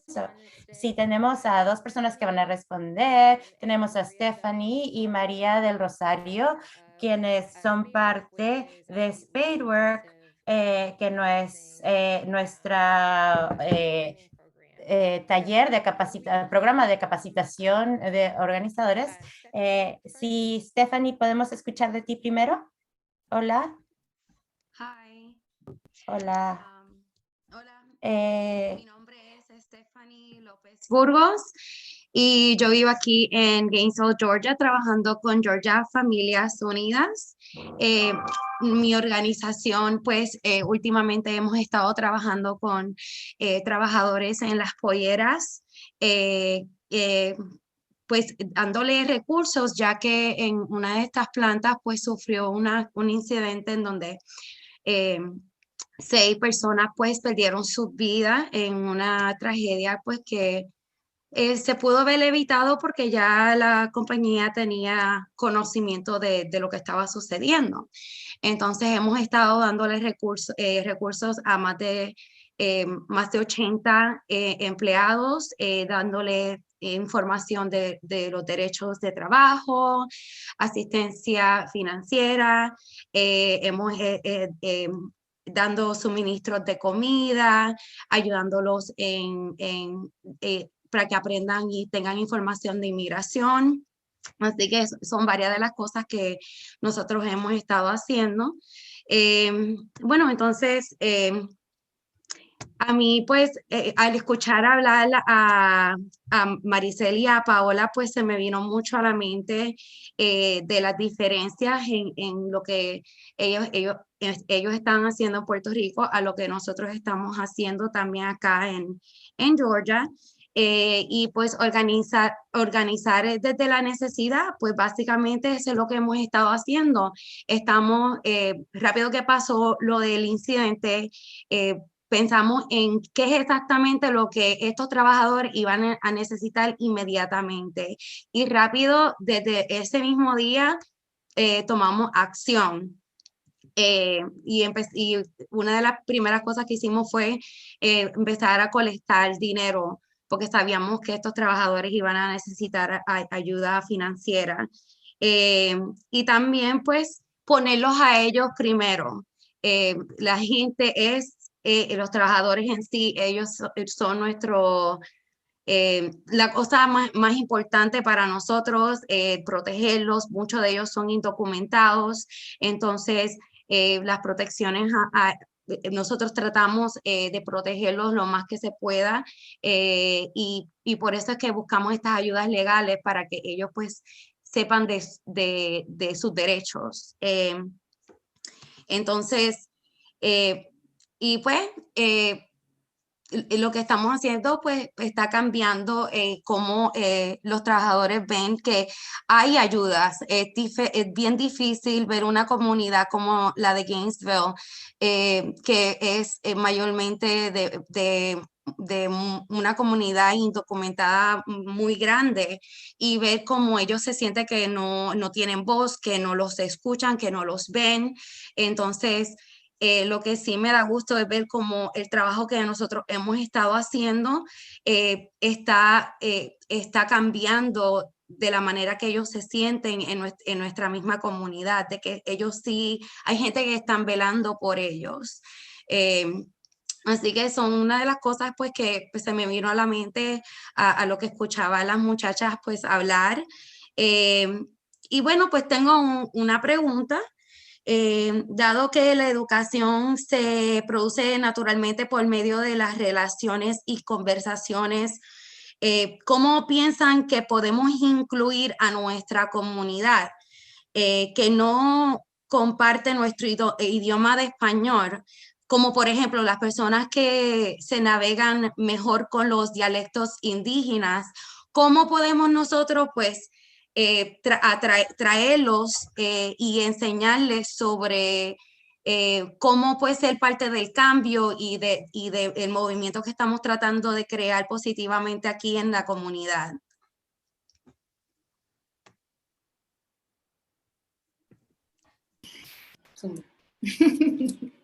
Tirándome al medio. Eso es una pregunta bien compleja. O sea, con honestidad lo digo porque pues como que, a ver, o sea, el contexto aquí con lo indígena es bien distinto, en un sentido de que obviamente hay grupos, ¿verdad?, que esa identidad la trabajan fuerte. Muchos boricuas acá, pues a veces se nos hace difícil la relación por el exterminio tan grande que ha habido de indígenas.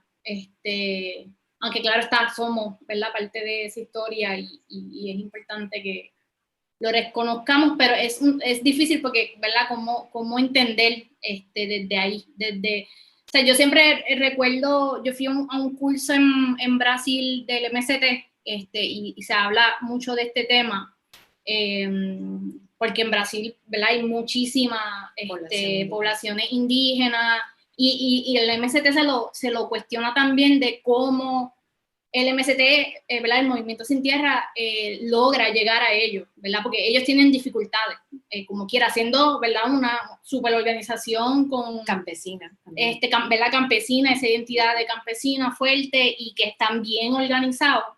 Aún así se le hace difícil cómo llega a la población indígena, y parte de lo que conversábamos bien fuertemente es la necesidad también de los organizadores y organizadoras y organizaciones en general de entender primero esa cosmovisión de la que parten, ¿verdad? Porque hay una construcción de mundo y una forma de mundo que la ven bien distinta y hay que entenderla para poder también navegar desde ahí, ¿verdad? Con ellos y ellas. Y eso es lo que le da la complejidad. Yo no te sabría decir honestamente cómo, porque hace falta entender también esa cosmovisión y cómo, ¿verdad?, trabajar. Y o sea, lo primero que pienso es cómo se respetan esas identidades bien, ¿verdad? O sea, es la parte, ¿verdad?, complicada, no sé. Yo estoy y que realmente se te va a hacer complicado si no tienes alguien de la comunidad indígena trabajando mano a mano contigo para entender eso. Así que yo creo que con honestidad radical, así tú decirle, mira, yo no sé, quizás necesito escuchar más, ¿verdad?, que estábamos hablando. Nos pueden entrenar ustedes a nosotros en cómo hacemos cosas juntos, porque al final del día es estar juntas para esos cambios. Así que más apertura a que no venir con un proyecto ya montado, a que se pueda hacer parte protagónica esa comunidad dentro de lo que vayan a formar eventualmente. Muchas gracias, y gracias pues por tomar su tiempo y hablar con nosotros del día de hoy, del trabajo magnífico que ustedes están haciendo allá en mi isla. Yo soy de Carolina. Yo lo conozco. Gracias. Mira, qué bueno verte entonces. Así que gracias de nuevo. No, gracias a ti. Qué buen trabajo. Sí, brutal. Sí, pompeadera. Brutal. Thank you, Stephanie. And now we'll hear from Rosario. Gracias, Stephanie. Y ahora escuchamos de Rosario. Hola, muy buenas tardes. Mucho gusto de poder escuchar de su trabajo increíble, la verdad, y pues de ser parte de también este entrenamiento. Mi nombre es María de Rosario. Rosario es mi parte, todo eso es mi primer nombre.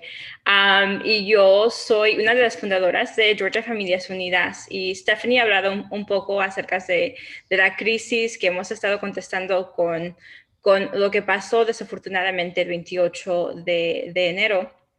Georgia Familias Unidas fue empezado por personas como yo, quienes han trabajado en las polleras sin papeles, ¿verdad? Como decimos en español, sin papeles, indocumentados.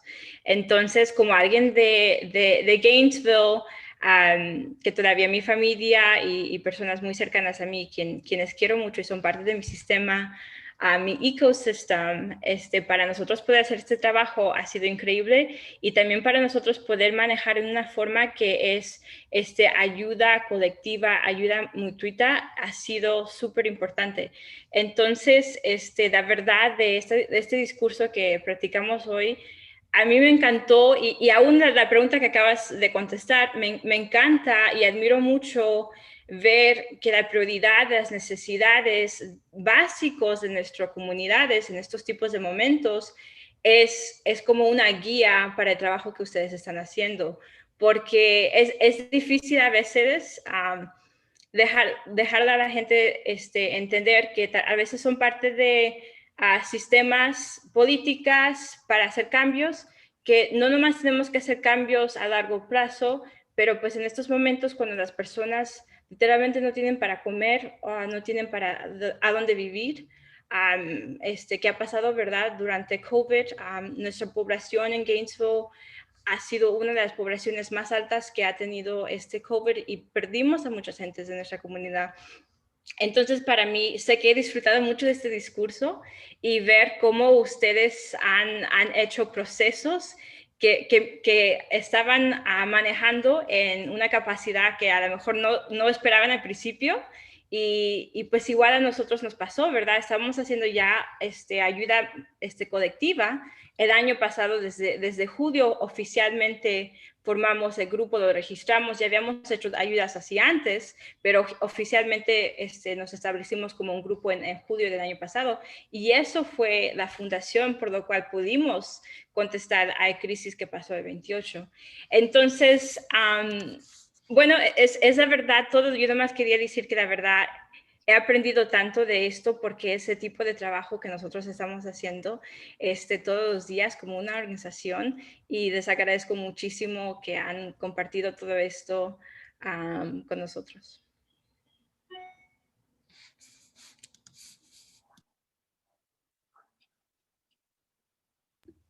Thank you. Larry, is it cool if I pass it back to you? Absolutely. Larry, te doy la palabra. Bien, gracias y gracias a todos. Se nos dio una lección tan importante sobre el organizarse en comunidad, y aprecio a Maricela, a la compañera, por acompañarnos. Ese punto de organizar de la necesidad, pero dos, darse cuenta que no solo se trata de cumplir con las necesidades de la gente, sino que de integrar a más personas a este esfuerzo. Cuando hablamos de organizarnos, se trata de traer a la gente de las sombras del aislamiento a integrarles a la comunidad, y lo han amplificado de manera tan bella, y les agradezco por su labor y por sus lecciones. Tenemos algunas preguntas pendientes, pero les recuerdo que mucho del trabajo que se ha hecho para inspirar este movimiento de apoyo mutuo tiene una gran trayectoria, un gran historial. Organizarnos, nuestros movimientos sociales tienen un gran historial, y por eso es tan importante tener estos espacios. Y quiero pedirle a Paola y Marisela si pueden, por un minuto antes de nuestro cierre, si pueden brindar consejos a organizadores, activistas que están empezando este trabajo. Es interesante lo que han dicho sobre ese estigma referente al activismo. No sé si tienen consejo para activistas nuevos que están comenzando la labor, de cómo mantenerse en esta lucha.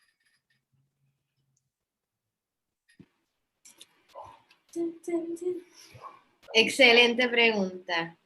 Y Rosario, felicidades por ese trabajo que están haciendo. Súper importante, ¿no? Quería que se me pasara. Pues algo importante, obviamente estamos dados a las personas y a la gente y a veces nos quemamos, a veces no pensamos en nuestro bienestar y hay que acordarnos que somos parte de lo que hacemos. Así que esos servicios que a veces damos son también para nosotras mismas. Y yo lo digo porque nosotras hacemos acupuntura, pero no salimos a poner agujas si no nos ponemos a nosotras mismas, ¿verdad? Y eso es importante, asegurar el bienestar de todas sus compañeras y compañeros alrededor, porque son la gente que mantiene corriendo la operación. Hay que hacer mucho, le dicen check-in, ¿verdad? Eso está de moda ahora, pero es realmente, ¿verdad? Esas relaciones interpersonales son las que mantienen, ¿verdad? El trabajo bien y el trabajo, ¿verdad? Que sea un lugar, un espacio de sanación realmente, que tú te sientas bien cuando vienes a hacer lo que vas a hacer. Es importante que las condiciones alrededor no sean peleas, no sean enojos. Hay que buscar la forma de manejar los conflictos en el día a día, no dejarlos para después, porque se crean las tensiones. Buscar hablar desde la honestidad con el respeto y el amor que le tenemos a la gente que nos acompaña. Así que nada, estoy bien pendiente de cómo estamos por dentro y que eso no sea algo que dejamos para después. Eso es prioridad también. No sé si quieres decir algo. Apoyo mucho. Sí, yo me quedé así pensando, ¿verdad? Pero pienso mucho en ¿verdad? Palabras así como comunicar, tú sabes, de esa honestidad siempre. Comunicar tanto lo que se siente, si no estamos bien, o sea, qué necesidades tenemos. Yo hago mucho énfasis en que lo que hacemos, ¿verdad? También es para cambiar lo que somos, ¿verdad? Todos tenemos, ¿verdad? Toda la toxicidad de este sistema adentro también, y parte fundamental del cambio que necesitamos es cómo nos apoyamos en el crecimiento. Y yo creo que parte de lograr eso es comunicar lo que necesitamos, comunicar a nuestro alrededor, comunicar. Y entonces, lo otro que pienso mucho es la cuestión de atreverse a cambiar de estrategia, o sea, no amarrarse a una idea, no atreverse a fluir dentro del cambio de estrategia que necesitamos para llegar a más personas, por ejemplo. Y delegar también, tú sabes, lo clásico de todo activista nuevo es que está tan motivado, ¿verdad? En lo que hace, porque obviamente le nutre, que asume mucho trabajo. Yo creo que parte también de integral es poder delegar, es poder soltar, confiar. Así que, no sé, hay muchas cosas y no sí, sé. Eso de la confianza es bien importante y por ahí es que vamos a poder transformar este mundo. Si empezamos a confiar en los demás, en que pueden hacer las cosas que creemos nosotros mismos y que las cosas pues se van cambiando día a día. Así que mucha confianza en el compañero, en la compañera. Eso es bien importante. Sí. Well, Y gracias. éxito Thank por you ahí so va. much. Beautiful presentation. Muchas gracias. Presentación tan bella y palabras finales. Y ahora voy a delegar y confiar en que Alex, mi coanfitriona, hable un poquito de nuestros patrocinadores. Gracias, Paola, Marisol y Larry. Y aquí una palabra de los patrocinadores. Si les inspiró esta sesión y quieren que continúen, por favor vayan al chat ahorita y hagan una donación. Cualquier contribución que hagan se dedicará a apoyar nuevos organizadores a medio de Spadework, que es un programa de adiestramiento para desarrollar a nuevos organizadores. Tenemos aquí muchos participantes que fueron parte de nuestro primer grupo de Spadework. Y de vuelta contigo, Larry. Ay, gracias. Nos queda todo solo un minuto y les quiero avisar a la gente qué es lo que está por venir. Quizá podemos subir nuestra diapositiva. El 24 de mayo vamos a enfocarnos en campañas de abolición de prisiones, analizar sus estrategias y de cómo abordar el daño sin replicar estrategias del sistema. También tenemos un sinnúmero de sesiones al futuro.